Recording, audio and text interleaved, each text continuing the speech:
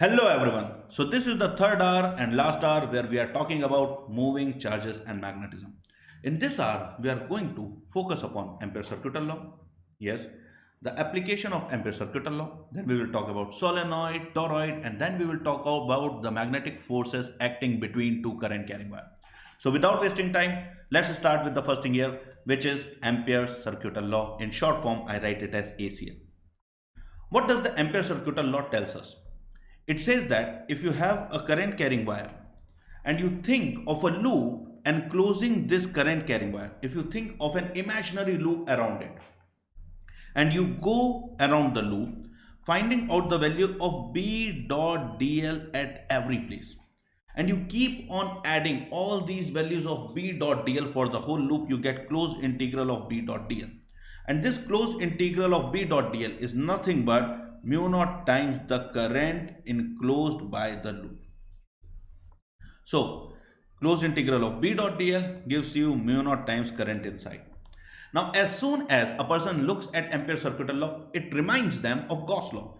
Gauss law says that closed integral of E dot ds equals to q in by epsilon naught, right? Gauss law works on a three-dimensionally closed surface, while Ampere circuital law works on a closed loop. So whenever you are applying Ampere circuital law, the loop must be closed. Now beta, here we need to first understand what is the meaning of B dot dl. Here you are moving in a loop, and as you can see, this loop is imaginary and we are moving in this loop in the clockwise sense. So think of one infinitely small length vector dl anywhere in the loop, let's say here, and look at the magnetic field at this place. So let's say at this place the magnetic field is in this direction. Take the dot product of the magnetic field with the infinitely small length vector and add it up for the whole loop. When you add it up for the whole loop, that's what is closed integral of B dot dl. So think of this whole loop to be made up of infinite number of infinitely small lengths. For each and every length, find the value of B dot dl and keep on adding it for the whole closed loop. When you are done doing it for the whole closed loop, you have got closed integral of B dot dl. Now the second thing we need to focus on is the sign of the current. In which case we take the current as positive and in which case we take the current as negative. From Gauss law, we know that closed integral of E dot ds equals to q in by epsilon naught. And the charge here, q in, the charge enclosed, are already mentioned that they are either positive or negative. But we have got a way to give the sign to the current. And that way goes like, if you are going clockwise in the Amperian loop, then all the currents in the inward direction will be treated as positive and all the current in the outward direction will be treated as negative. And if you are going in the loop anti-clockwise, so curl the finger of right hand in the sense of rotation, all the current coming out will be treated as positive and all the currents going in will be treated as negative. So sir, this is just like the direction of magnetic moment or the direction of magnetic field at center? Yes. So curl the finger of right hand in the sense you are moving in the loop. The direction of your thumb gives you the direction of positive current and the current in the opposite direction is taken as negative current. Now when you apply Ampere circuital law, you have to take care of these things. First thing, Ampere circuital law should be applied on a closed loop. You can't apply Ampere circuital law on an open loop. It must be applied on a closed loop, just like the Gauss law should be applied on a closed Gaussian surface. The second point is that the magnetic field is the net magnetic field due to both the current inside as well as outside. While teaching you Gauss law, I said that closed integral of E dot ds equals to q in by epsilon naught, right? And then I asked you, what is E? Sir, the strength of electric field at any place on the surface. Now this electric field is the electric field due to only the inside charges, outside charges, both or none. So the answer is this is the net electric field due to all the charges in the space. Similarly here, when you write closed integral of B dot dl, this B is the net magnetic field due to all the current elements whether they are inside the loop or whether they are outside the loop. So this B is the magnetic field due to all the current elements. Next thing bachcho, let's take an example to understand the sign of current. For example, let's say you have got these three current carrying wires, current I1 going into screen, current I2 coming out of screen, current I3 going into the screen. And let's say we have visualized an Amperian loop, an imaginary Amperian loop which encloses the current I1 and I2. And in this Amperian loop, we have decided that we are going to go clockwise. So if we are going to go clockwise, tell me out of I1 and I2 which current will be treated as positive. So sir, use the right hand thumb rule. Curl the finger of right hand in the sense of current. When you curl the finger of right hand in the sense of current, you will say that the inward current is positive, outward current has to be negative. So we can say that I1 will be treated as positive and I2 will be treated as negative. Now when we write the equation of Ampere's circuital law, which is closed integral of B dot dl equals to mu naught times current inside, we won't write I3 here on the right hand side. So we will just write the net current enclosed by the loop. So we say that closed integral of B dot dl equals to mu naught times plus I1 minus I2, and that's how we write the equation of ACL for this particular loop. Let's practice more on how to write the equation of ACL using one common doubtful question. So the question goes like this. Here you can see you have got multiple current carrying wires. I1 going inward, I2 coming out, I3 going inward, I4 coming out, I6 going inward, and I7 coming out. Now question is, write the equation of ACL for the Amperian loop. Which Amperian loop? The Amperian loop shows in the shape of infinity. Now for this particular Amperian loop, how to give sign to all the currents? First of all, better break down this whole loop, infinity loop, into two parts. So think of only this left half. For this part of Amperian loop, you are going clockwise. Since you are going clockwise, the inward current will be treated as positive. So I1 will be treated as positive and I2 will be treated as negative. So you will say, for finding the sign of the current, go in the first loop.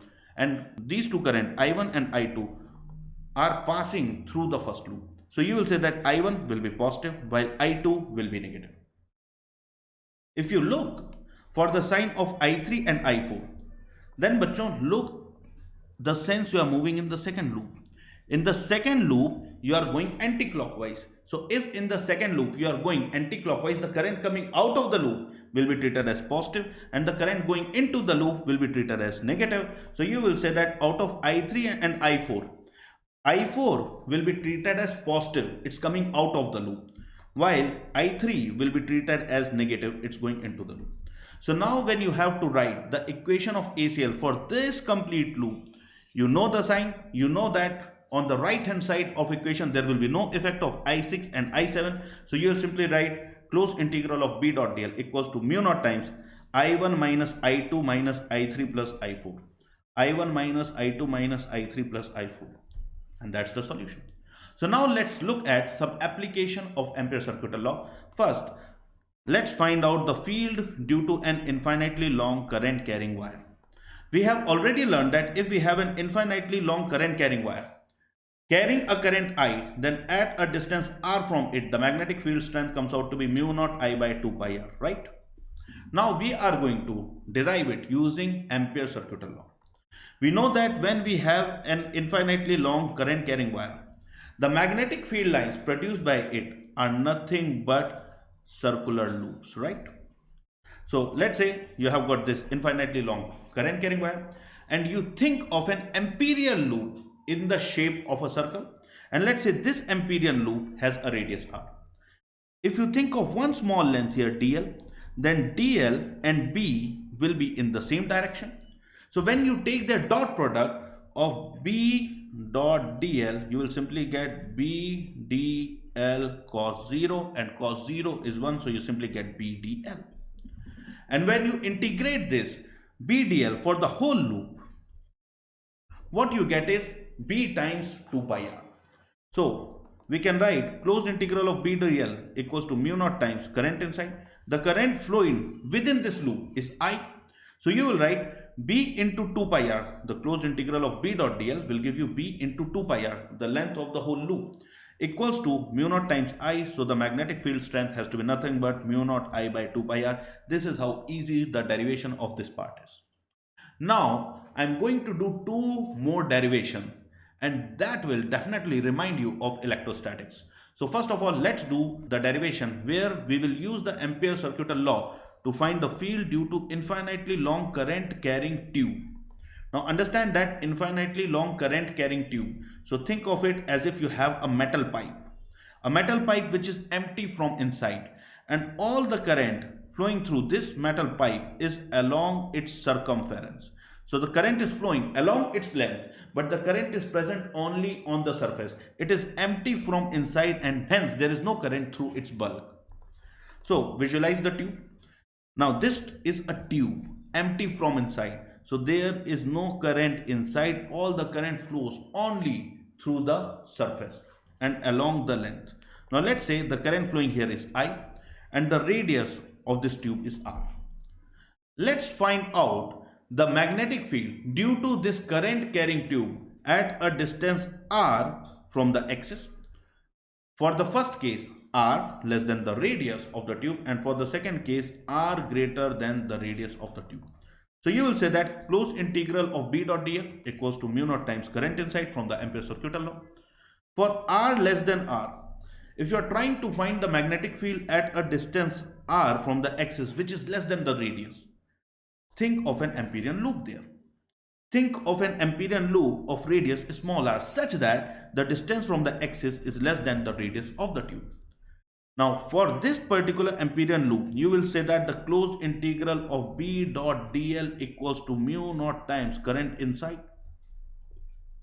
If you assume that for this Amperian loop of radius r, at the periphery of this loop the strength of magnetic field is B, you will write this closed integral of B dot dl just like the last time becomes equals to B into 2 pi r. And this B into 2 pi r has to be equal to mu naught times the current flowing within this loop. But beta, within this loop there will be no current flowing. Why not? Because this is a tube. All the current flows along the surface of the tube. So within this Amperian loop there is no current. So B into 2 pi r equals to mu naught times 0. If B into 2 pi r equals to mu naught times 0, it means that B has to be equals to 0. So the magnetic field inside a current carrying tube due to the tube is 0. Now let's talk, what if the distance from the axis is greater than the radius of the tube? If the distance of the point where we wish to write the magnetic field from the axis is greater than the radius, then the point will be somewhere outside. Now think of an Amperian loop of radius equals to r. Again, you will say due to the cylindrical symmetry, the magnetic field lines will be curved along the loop. So when I write closed integral of B dot dl, this part can be written simply as B into 2 pi r, and this B into 2 pi r will be equals to mu naught times the current flowing within the Amperian loop. Now this entire tube is being enclosed by this Amperian loop. If the entire tube is being enclosed by this Amperian loop, you will write B into 2 pi r equals to mu naught times the entire current flowing through the tube. So you get the magnetic field strength for an outside point to be nothing but mu naught I by 2 pi r. Remember how while teaching you the electric field due to a shell, I said that the field inside a shell because of shell is 0. And for outside point, you can assume the entire charge to be at center, right? I'm going to say nearly the same thing but for magnetism. So the statement goes like, the field inside the tube due to the tube is 0. And second statement, for outside point assume the current to be along the axis. So first statement, the field inside the tube due to the tube is 0, and for outside point assume the entire current to be flowing along the axis. So you can, rather than thinking of the tube, think of a wire carrying a current I, and at a distance r, the magnetic field comes out to be nothing but mu naught I by 2 pi r. Easy?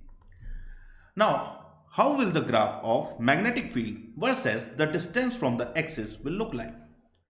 So we know that for r less than the radius, there will be no magnetic field. So As the distance from the axis increases from 0 to r, the strength of magnetic field remains 0.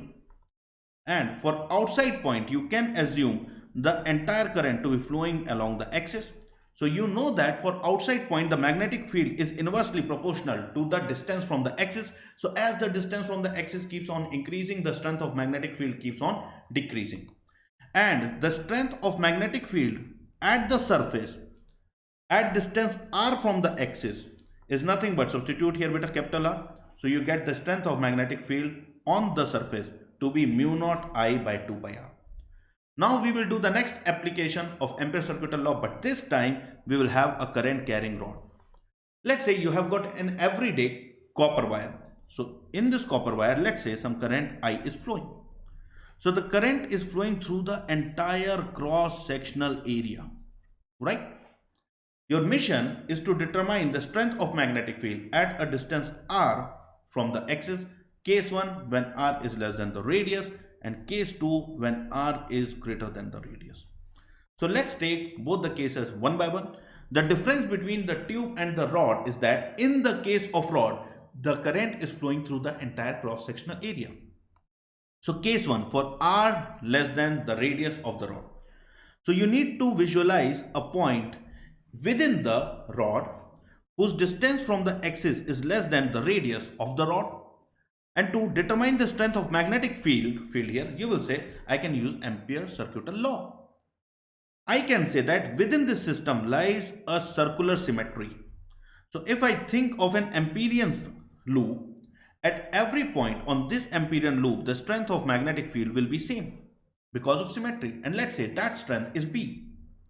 Now, if I think of magnetic field and dl and take their dot product, since the magnetic field and dl will be in same direction, I will simply get B dot dl as B dl. And when I integrate it for the whole loop, I get nothing but B into 2 pi r.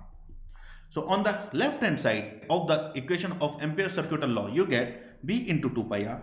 And this has to be equal to mu naught times the current flowing within the Amperian loop. Now sir, how much current will be flowing within this Amperian loop? How to find it? So you will say, through the overall area of pi r square, the current flowing is I. So through the area enclosed by the Amperian loop, how much current will flow? So from the unitary method, you will say the current that will flow is total current upon total area through which it is flowing multiplied by area of the Amperian loop, which is pi r square. And then you can cancel out pi and pi definitely. So you will say B into 2 pi r, which is nothing but closed integral of B dot dl, equals to mu naught times current inside. So mu naught times the current enclosed by the Amperian loop, which is I upon pi r square into pi r square. So cancel out bacho pi and pi. So what you get is mu naught into I into small r square upon capital R square. Now you can cancel out 1 r with 1 r here.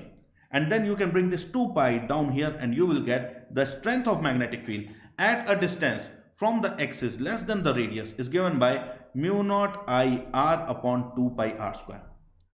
Now I tell kids to remember this result as B equals to mu naught I by 2 pi r multiplied by small r by capital R. Why?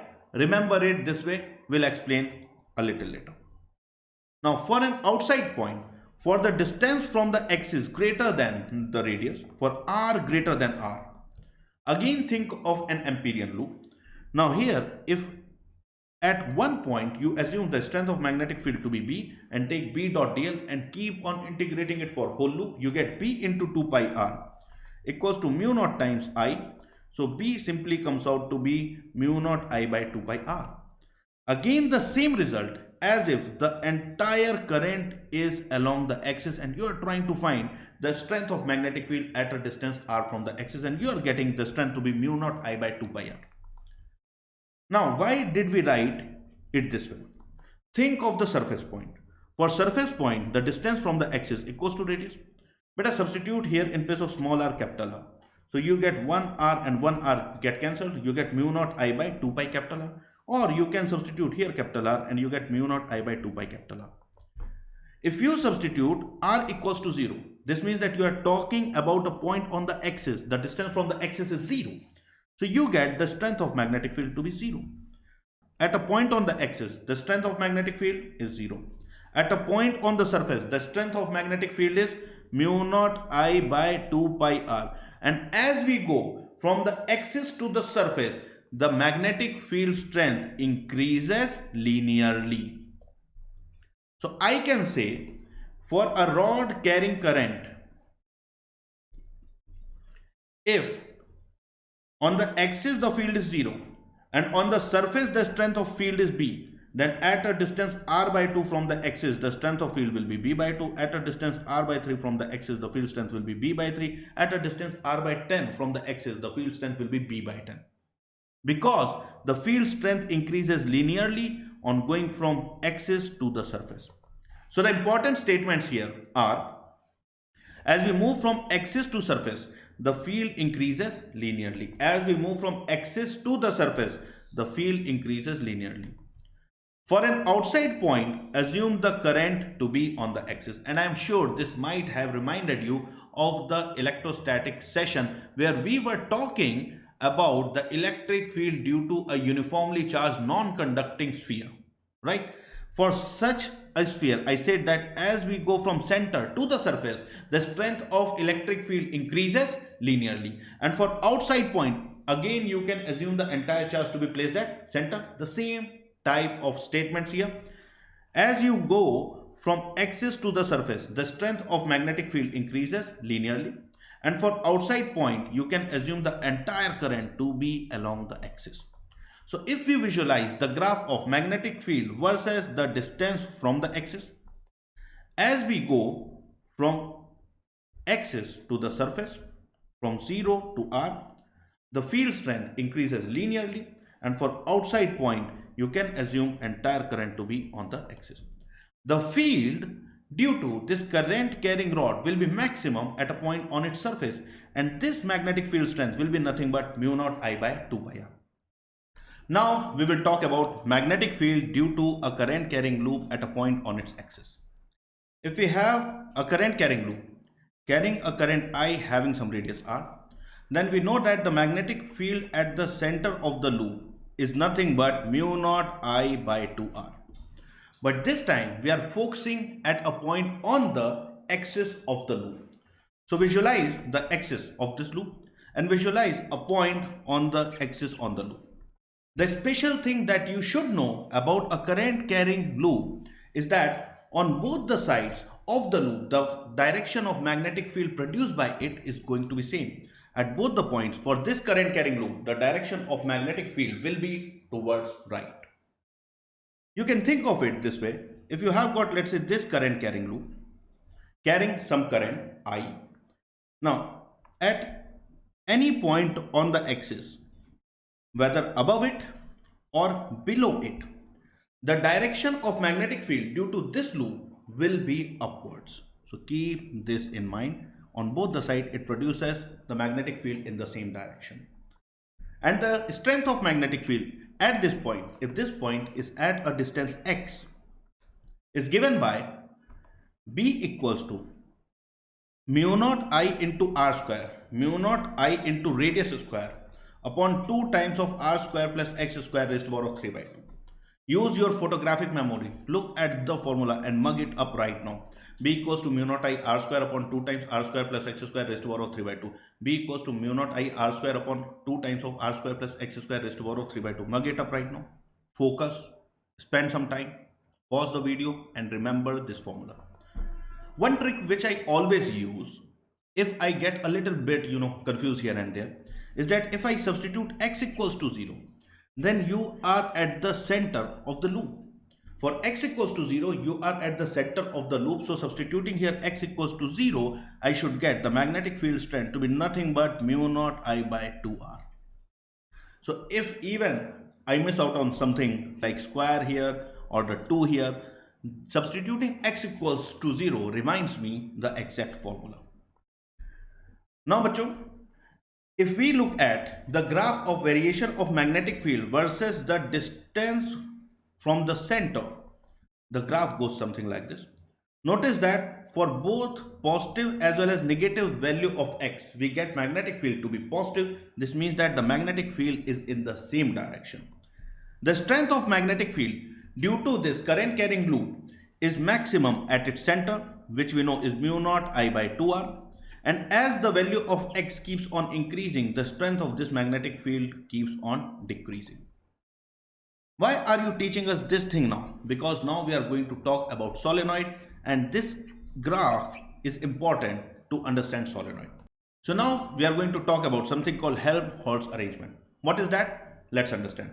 When we have a single current carrying loop and we look at the strength of magnetic field at a point on its axis. So we know that as we move along the axis, at all points the direction of magnetic field is going to be same, but the strength of magnetic field is going to be maximum at the center of this current carrying loop, right? And this is the graph of magnetic field versus the distance. But what if rather than placing a single loop, we place two loops carrying current in the same sense? So if rather than having a single loop, we have got two loops carrying current in the same sense. Now what will be the graph of net magnetic field at a point on the axis? And when I say net magnetic field, the resultant magnetic field due to both the loops. Now do understand, if both the coils have got current in the same sense, then at every point on their common axis, they will produce magnetic field in the same direction. Now, if we visualize only the magnetic field created by the first loop, it will look something like this. The maximum strength will be at its center. If we look at the magnetic field produced by the second loop, it will look something like this. It will have maximum strength at its center. And the resultant of these two magnetic fields is just like, adding up two waves, will look something like this. So there will be one peak at the center of first, then a little bit of bump, and second peak at the center of second, and then it keeps on decreasing. Now what if rather than using two coils carrying current in the same sense, what if we use three coils? So if we have got three coils, due to the first coil, the magnetic field will be maximum at its center. Due to the second coil, only if we look at the magnetic field, due to the second coil, the magnetic field will be maximum at its center. And due to the third coil, the magnetic field will be maximum at its center. While the net magnetic field at any point on the axis will be due to the sum of magnetic field due to all the three coils. And all these three coils will produce the magnetic field in the same direction. So when you think of the net magnetic field at a point, you just need to add up these three wave functions, and the net magnetic field looks something like this. Now you will see three bumps. The first bump at the center of first one, second at the center of second one, third one at the center of third one. Now if rather than having three coils, you place many a coil. And when you place many a coil, what does the net magnetic field line will look like? So sir, for two coils, you got two bumps, right? For three coils, you got three bumps. Now, if you have got multiple coils, and then you visualize the strength of magnetic field at a point on the axis as you go forward, it will be something like this. Now, if I keep on adding more and more and more and more and more and more number of coil, then there will be more and more and more and more and more number of bumps. And the greater the number of bumps, at some point it will become impossible to identify these bumps and it will look like a straight line. And that is exactly what a solenoid is. A tightly wounded solenoid have got so many coils wrapped around carrying current in the same sense that all of them produces magnetic field in the same direction. That's why we say inside a solenoid the magnetic field is uniform. Inside a solenoid, the magnetic field is uniform. And that's why I have used this Helmholtz arrangement just to explain that why inside a solenoid, the magnetic field is uniform. So now we will talk about solenoids. What is a solenoid? You take a tube and you wind a wire over it. That becomes a solenoid. So here we have a tube, and over the tube we have wounded a wire. This diagram is not the correct representation because in a tightly wounded solenoid, we do not keep this gap. So we really wind the solenoid really tightly. So this gap between two successive loops of the current carrying wire tends to zero. Now do understand that inside the solenoid, the field is nearly uniform, right? And if you have got a long solenoid, really long solenoid, then the magnetic field lines inside it will be having a constant magnitude, same direction, and once the magnetic field line reach the end, they bend over and come back to the other end because magnetic field lines always form closed loop. Now the region of space where the field lines are closer, that represents the region of stronger magnetic field.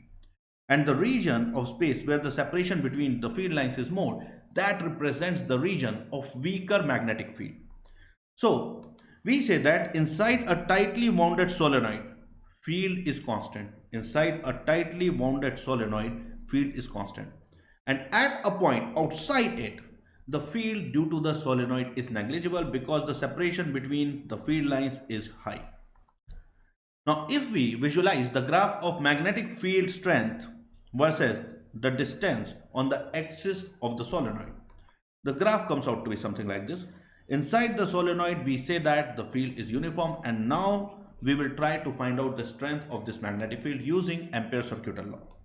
But you need to remember one more point before we move on, that is that at a point outside the solenoid, the field due to solenoid is negligible. Why? Because the region of space where the field lines are closer represents the region of stronger magnetic field. Outside the solenoid, the gap between two field lines is larger. Since the separation between them is larger, the strength of magnetic field outside is lower. So we say that, assume that inside a long solenoid, the field strength is uniform, and outside it, the field is negligible. So let's do a derivation to find the strength of magnetic field inside a long solenoid. So field inside a solenoid. Let's say you have got this solenoid, a tightly wounded solenoid, and you need to determine the strength of the uniform magnetic field inside it when some current I flows through it. So think of this tube, take a knife, cut it exactly midway in your imagination. So once you have cut the tube into half, you will get something like this half cylinder. Right? Now visualize that current is going through this solenoid. So every time you look on the upper side, the current is towards you, and every time you look at the lower side, the current is going in. Current is coming towards you, going in, coming towards you, going in, coming towards you, going in. So you are observing the solenoid exactly from the mid. Cut it like this. And now observe only one half of it. So coming towards you, going in, coming towards you, going in, coming towards you due to every loop. So at all these places, you will find the current to be coming towards you. And the current coming out of the page is represented by a dot. So here you will say the current is coming out of the screen towards you. And in this part, the current will be going in. The current going in is represented with a cross. So this will be the current going in. You know that inside the solenoid, the magnetic field is uniform. So same magnitude, same direction. To find the strength of this magnetic field, we are going to use Ampere's circuital law. Now here we are going to visualize a rectangular Amperian loop. So visualize a rectangular Amperian loop. Now whenever we are going to apply Ampere's circuital law, we need to decide a sense of movement in the loop. Now within this loop, the current enclosed is coming out, so it's better to go in this loop anti-clockwise. So let's go in this loop anti-clockwise, this way, then this way, then this way, then this way. And let's mark the 4 points on this loop, and let's say the length of this loop is L. So do this, and now we can start applying Ampere's circuital law. What does the Ampere circuital law tells us? It tells us that closed integral of B dot dl equals to mu naught times current inside. Yes, sir. Now, what is the meaning of closed integral of B dot dl? Sir, think of every small length dl, find the field there, take the dot product, keep on doing it for the whole loop, and then closed integral of B dot dl, once you have done for the whole loop, equals to mu naught times current inside, right? So let's start doing it for the whole loop in part by part. So you will say the value of closed integral of B dot dl as you move from Z to W will be how much? So we have just established that inside a long solenoid the field is uniform, and at an outside point the field is negligible. So at all these points between Z and W outside the solenoid, you will say that the field strength is negligible. So B is 0. If B is 0, then when you try to find B dot dl at every place, since B is 0, B dot dl is 0. And when you integrate it for all the infinitely small steps between Z and W, you get that 0 plus 0 plus 0 plus 0 plus 0 infinite times, and that gives you a 0. Now, what will be the value of integral B dot dl as you move from W to X? So sir, as we move from W to X, in this region outside the solenoid, the field is 0. And in this region, once we have entered into the solenoid, the dl and the direction of magnetic field are perpendicular. And we know that for two perpendicular vectors, the dot product is 0. So as I move from W to X, and I find out B dot dl for each and every part, to add them up, to integrate them. In this much part, there is no magnetic field. So B dot dl is 0. And in this part, since the magnetic field and dl are perpendicular, in this part also B dot dl becomes 0. So you will say that as I move from W to X, integral B dot dl is 0. As I move from X to Y, now your dl and B are in same direction, and here you have got magnetic field. Since B and dl are in same direction, when you take the dot product, you will write magnitude of B into magnitude of dl into cos of the angle between them, and cos 0 becomes 1. So you simply get B dl, and when you integrate this, you get simply B into L.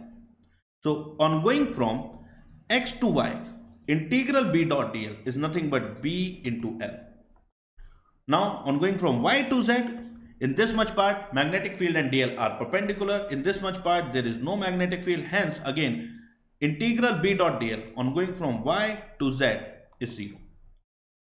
We can apply Ampere circuital law for a closed loop. Now you have got closed loop. If you add all these integral B dot dl, you have got integral B dot dl for the whole closed loop. So you will say that integral B dot dl is nothing but 0 plus 0 plus BL plus 0, that will be BL. And we know that closed integral of B dot dl, which came out to be BL in this case, is nothing but mu naught times the current inside. Now let's say in this much length L, n times the wire turn. N times the wire turn. So you have got n such current points coming out of the loop. And each one of them carry the same current I. So you will say that the net current enclosed by this Amperian loop is the number of time the wire turn multiplied by the current in the wire. So you can write BL equals to mu naught times Ni. What is N? The number of times the wire turned in a length L. And what is I? The current in each wire every time it comes out of the Amperian loop. So you will say that BL equals to mu naught Ni, or you can write B equals to mu naught into N by L into I. This N by L is what? Number of turns per unit length. How many times the wire has turned in a length L, that is N. So N by L is nothing but number of turns per unit length. So you can write B equals to mu naught Ni, where this N represents number of turns per unit length. This is a formula easy to remember. So if you have got a long solenoid, inside the solenoid the field is uniform. That field strength came out to be mu naught Ni, where N is the number of turns per unit length. Outside the long solenoid, we say that the magnetic field due to the long solenoid is negligible. We take it as 0. Now we need to talk about some special cases of a long solenoid. So the first important point is at the end of a long solenoid. Let's say beta you have a long solenoid. And we know that at a point inside this long solenoid, the magnetic field strength is mu naught Ni. Now, if I cut this long solenoid into half, so you will have a long solenoid. Half of long is also long, right? Now, what will be the strength of magnetic field at this end point, at the end of a long solenoid? So you will say, sir, since all the loops here produce the magnetic field at this point in the same direction, if you remove half of the solenoid, then the magnetic field strength here will become half. That's why the magnetic field strength at the end of a long solenoid is nothing but mu naught Ni by 2. So keep this in mind. The magnetic field at the end of a long solenoid is half the magnetic field inside a long solenoid, because at the end you can think of as there was more of solenoid which is now missing. So magnetic field at the end of a long solenoid is given by mu naught and I by 2. I will tell you this thing from one more derivation, and that comes from this formula.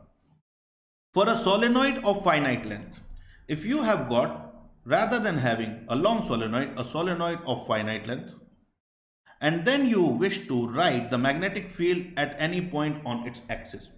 So visualize the solenoid, visualize a point on its axis. The simple procedure is join this point to the two ends of the solenoid. And let's say these two angles here come out to be theta 1 and theta 2. And the formula goes like, the strength of magnetic field is mu naught n I by 2 into sine theta 1 plus sine theta 2. Mu naught n I by 2 into sine theta 1 plus sine theta 2. So if you have got a solenoid of finite length, join the point where you wish to find the strength of magnetic field to the two extreme, and let's say the angle you get is theta 1 and theta 2. So the formula goes like B equals to mu naught Ni by 2 into sine theta 1 plus sine theta 2. For a very long solenoid, infinitely long solenoid, this both theta 1 and theta 2 becomes 90 degree. If you have got really long solenoid, to join this point to the end, you will have to go nearly straight. So both theta 1 and theta 2 will be 90 degree. If you substitute both theta 1 and theta 2 as 90 degree, you get mu naught Ni by 2 into 1 plus 1, and that gives you mu naught Ni. That's the magnetic field inside a long solenoid.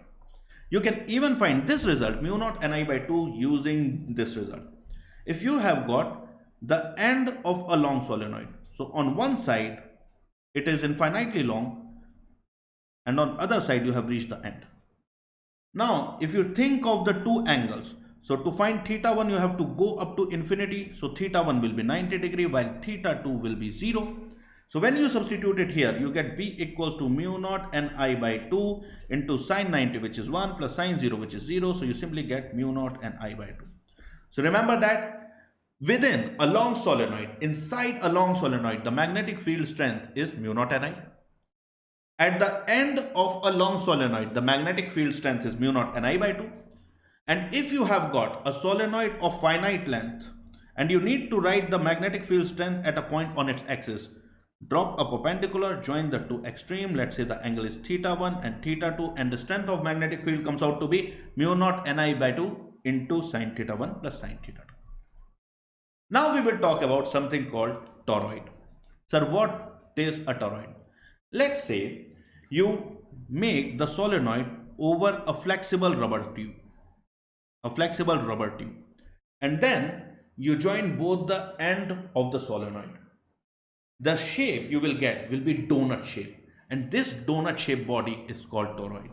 So this is what a toroid looks like.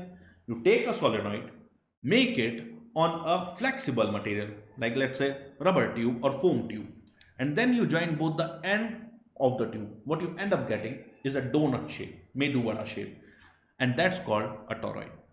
Now what is the basic point of difference between toroid and solenoid? Beta, no matter how good a solenoid you have, the magnetic field lines produced by the solenoid are also found outside the solenoid, right? No doubt the strength of magnetic field outside is negligible, but still you find some magnetic field outside the solenoid. That is not at all the case with the toroid.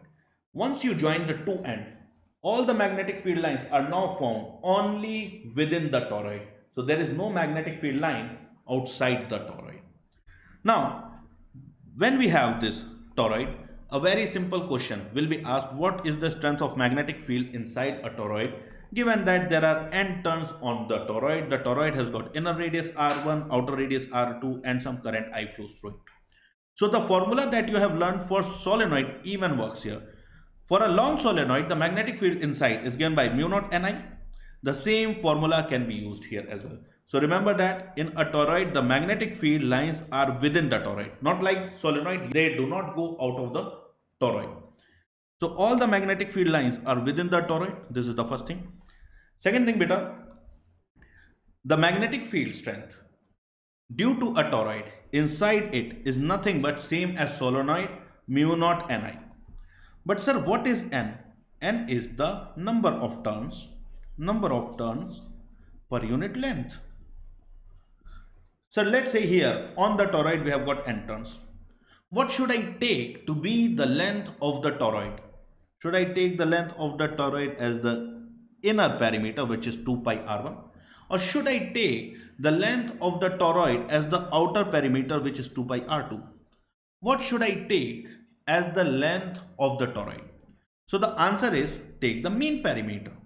And the mean perimeter will be 2 pi r1 plus 2 pi r2 by 2, or that can be written as the number of turn upon 2 pi times r1 plus r2 by 2. So remember that the formula used for finding the magnetic field inside a toroid is same as that of solenoid, mu naught Ni. The only thing you have to take care of here is that what is N? N is the number of turns per unit length, and when you are writing the length, you should take mean perimeter, not the inner perimeter, not the outer perimeter. You should take the mean perimeter shown by this yellow line. So the mean perimeter will be nothing but 2 pi into r1 plus r2 by 2. That's all you need to remember in toroid. Now let's move on to the last special thing that we need to learn in this hour, that is the magnetic force acting between two current carrying wires. So if you have got two parallel current carrying wires, some magnetic force act between them. Why? The simple reason, the first wire produces some magnetic field at the position of second wire. And we know that when a current carrying wire is placed in magnetic field, it experiences a force. We have learned that this dF is given by I into dl cross B, right? So you will say that at the position of second wire, this first wire will produce some magnetic field. In which direction? So you can find it by using the right hand thumb rule. Align the thumb of right hand in the direction of current in the first wire, and then curl your finger the way your finger curled, in the same way magnetic field lines will curl. So I can see that around this first wire it will produce magnetic field lines, right? And at the position of second wire, due to the first wire, the magnetic field will be inward. So at all these points at the position of second wire, the field due to the first wire will be inward. Now the question is, these two wires carrying current in the same direction will attract or repel. So at the position of second wire due to the first wire, the direction of magnetic field is inward. The direction of magnetic force acting on the second wire is given by dF equals to I into dl cross B. So align the finger of right hand in the direction of current in the second wire, and then curl the fingers towards the magnetic field. So dl cross B, the force acts towards left. So on the second wire there is a force towards left. So similarly, on finding the field due to the second wire at the position of first wire and then writing the force on the first wire, you find that on the first wire the force is towards right. So these two wires carrying current in the same direction attract each other. Similarly, if you have two wires carrying current in the opposite direction, then they will attract or repel. Let's see. Due to the first wire at the position of second wire, still the magnetic field will be inward. But when you look at the current in the second wire, the direction of force comes out to be dl downward cross B inwards, and this direction is towards right, away from the first wire. Right. So remember that when two wires carry current in the same direction, the magnetic force of attraction is present between them. And when two wires carry current in the opposite direction, then there is a magnetic force of repulsion between them. So here there will be a magnetic force of repulsion between the two wires. By the same logic, if you have got two coils carrying current in the same sense,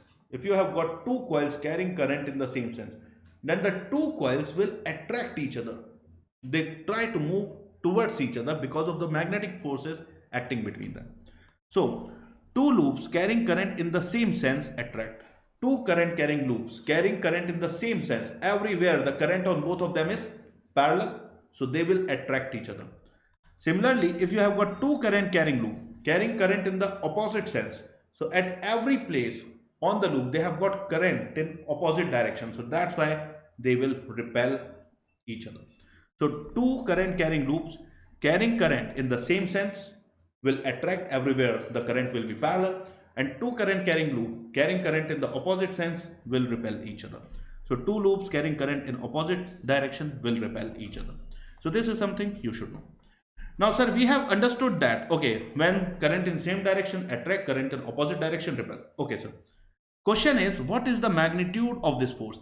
And this is something important, because based on this, we have got the definition of our 1 ampere, which is one of the basic dimension current. So 1 ampere is defined using the magnetic force acting between two current carrying wire. That's why it's important, and the next example is important. So the next example goes like, here you have got two current carrying wires carrying current I1 and I2. The separation between these two parallel wires is D. Question is, find the force per unit length between the two wires. Find the force per unit length between the two wires, assuming both the wires to be infinitely long. So you will say, sir, the process is simple. You can find the strength of magnetic field due to the first wire at position of second wire. Magnetic field due to the first wire at position of second wire will be nothing but mu naught I1 by 2 pi times the separation between the wire, which is nothing but D. So you will say B equals to mu naught I1 by 2 pi D. This is the strength of magnetic field due to the first wire at position of second wire. Now, if you consider a length L of the second wire, what will be the force acting on a length L of the second wire? So, sir, I can write the force to be equals to I into L cross B. Since the length of the second wire and the magnetic field produced by the first wire are perpendicular, when I write L cross B, its magnitude will be nothing but LB sin 90, and sin 90 becomes 1. So the current in the second wire is I2. We are considering a length L of the second wire, and the magnetic field produced by the first wire at position of second wire is nothing but mu naught I1 by 2 pi T. So you will say force on a length L of second wire is given by the current in the second wire multiplied by the length multiplied by the magnetic field strength due to the first wire at position of second wire. Now in the question they have asked me find the force per unit length between the two wires. So I can rewrite it as force per unit length equals to mu naught I1 I2 by 2 pi D. And this is something important. Based on this, the definition of 1 ampere has been set. So question comes from here. This simple example, many a time in competitive examination, you should know this particular example. Now the next example we are going to discuss is this. Now let's say we have got these two wires. Now they are not parallel. When they are parallel, they attract. When they are anti-parallel, they repel. You can see here the second wire is perpendicular to the first wire. The closest point of the second wire is at a distance A from the first wire, and the farthest point of the second wire is at a distance B from the first wire. Your simple job is find the force due to the first wire on the second wire. Find the force due to the first wire on the second wire. So we know that the magnetic field produced by the first wire at a distance r from it is given by mu naught I by 2 pi r. So the farther you go from the first wire, the weaker the magnetic field becomes. The closer to first wire, you will get stronger field due to it, and farther from it, you will get a weaker magnetic field due to it. Now at all points where the second wire has current flowing through it, the direction of field due to the first wire will be inverse. At all these points, the direction of magnetic field due to first wire will be inverse. At the point closer to the wire, the field strength will be higher due to the first wire. And as you keep on going away, the field strength due to the first wire keeps on getting weaker. My first simple question is, what is the direction of magnetic force acting on this second wire due to the first wire? So you will say, sir, think of this first small length dl. The second wire carries a current towards right. The direction of magnetic field due to the first wire is inward. So the direction of force is dl cross b, dl cross b. Curling my fingers into the page, dl cross b, up. So on this small length, there is a magnetic force upward. But as you keep on moving along the length of the second wire, the strength of magnetic field due to the first wire keeps on decreasing. So if on this small part there is this much force, this small part there will be lesser force, this small part there will be lesser force, this small part even lesser, even lesser, even lesser, even lesser, even lesser, even lesser, and even lesser. So if I ask you what is the direction of net force of magnetic field On this second wire, you will say the direction of net force will be upwards. But see, the force profile tells us that as you keep on moving along the length of second wire, for each small length dl, the magnetic field strength gets weaker and weaker due to the first wire. So this second wire is placed and released. It will accelerate in upward direction due to the net force, but since the force on the left has got greater magnitude than the force on the right, it will turn as well. So this second wire will move up as well as it will have the tendency to turn. But our mission is to find the net force on the second wire. So what to do? Go at some random distance x from the first wire. Think of one small element of length dx on the second wire. Write the strength of magnetic field at the position of the second wire due to the first wire, that will be mu naught I1 by 2 pi x. Now visualize an infinitely small force on this infinitely small length dx of the second wire. The force will be equals to the current in the second wire multiplied by magnetic field strength multiplied by its thickness dx. So if you go at random distance x, think of one small part of this second wire having a thickness dx, then the infinitely small force df acting on it will be given by the magnetic field strength due to first wire at the position of second wire, which is nothing but mu naught I1 by 2 pi x, and the df will be equals to I into dx into the field strength, as dx and the direction of magnetic field are perpendicular. So df will be I2, the current in the second wire, multiplied by the strength of magnetic field mu naught I1 by 2 pi x into the infinitely small length dx. Now sir, what to do? Game over, you just have to integrate. So taking mu naught I1 I2 2 pi outside, you get that integral df equals to mu naught I1 I2 by 2 pi integral of dx by x. The lower limit of x has to be equals to a, where the second wire begins, and the upper limit has to be b, where the second wire ends. So on integrating, you get f equals to mu naught I1 I2 by 2 pi into integral of dx by x gives you ln x. The lower limit is a, the upper limit is b. Always substitute upper limit minus lower limit. So you get ln b minus ln a. Ln b minus ln a is ln b by a. So easy. If we look at the force profile once more, at the near point, the strength of magnetic field is higher, so the force is stronger, and as you keep on moving along the length of second wire, the field strength keeps on decreasing, so the magnitude of force keeps on decreasing. So this diagram represents the force profile on the current carrying wire carrying the current I2, which is perpendicular to the first wire. Now the last question that we are going to do in this hour, and this question is an all-time champion for NEET. This same question has been asked already 3 times by NEET. 3 times by NEET. So the question goes like this.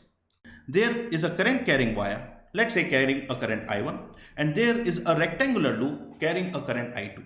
Your job is to find the force due to the current carrying wire on the current carrying rectangular loop. Now all the parts that you will need to solve this question have already been done. You can see here, we can think of this rectangular loop to be made up of 4 parts. Part 1, part 2, part 3, part 4. In the part 1 of the rectangular loop, the current is in the same direction as that in the current carrying wire. So the part 1 of the loop will be attracted. If you think of the part 2, we have done this part also in the last example. And on this part, there will be a force profile like this.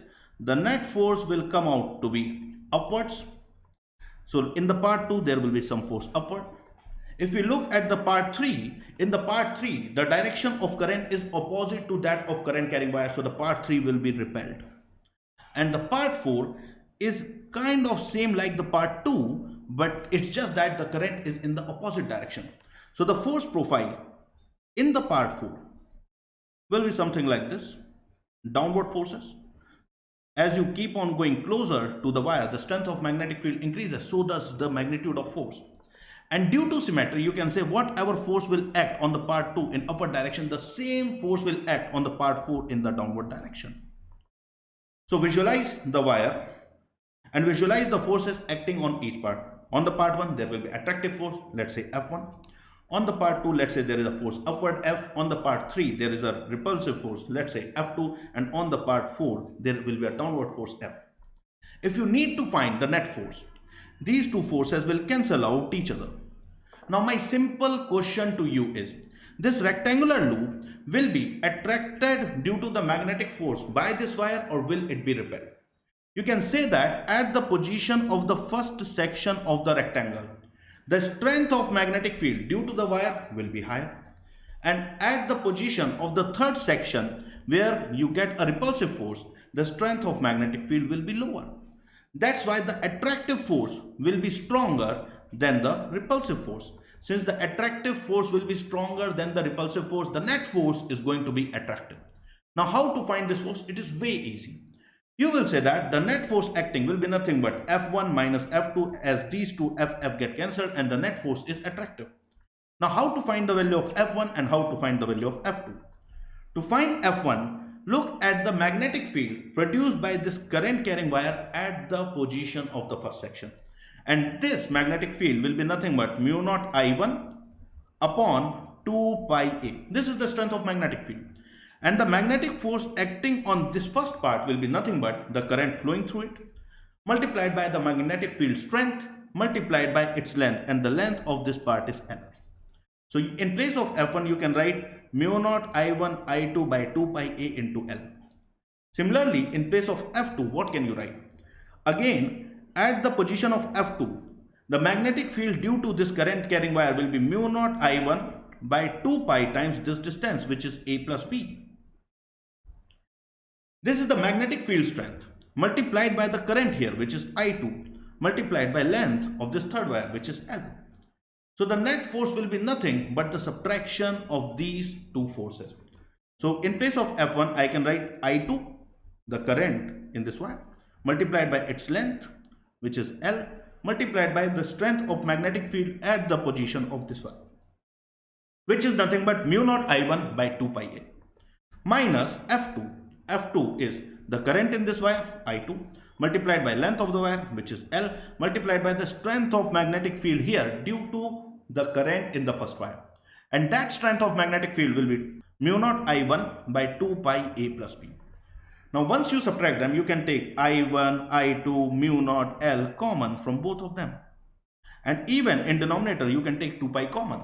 So what you get is mu naught I1, I2, L by 2 pi. In the bracket, you get 1 by A minus 1 upon A plus B. And this quantity, kids, 1 by A minus 1 upon A plus B can be written as A plus B minus A upon A into A plus B. So the quantity A get cancelled. You simply get B upon A times A plus B. So the net magnetic force comes out to be mu naught I1, I2, L by 2 pi into B upon A times A plus B. Now, as I have said already, this same question has been asked 3 times. So this is an important question. You should know how to answer it. It's not at all tough. So that's all in moving charge and magnetism. In the next hour, we are going to discuss magnetism and matter. So see you guys in next hour. Bye bye. So that's all for now. See you guys in the next hour.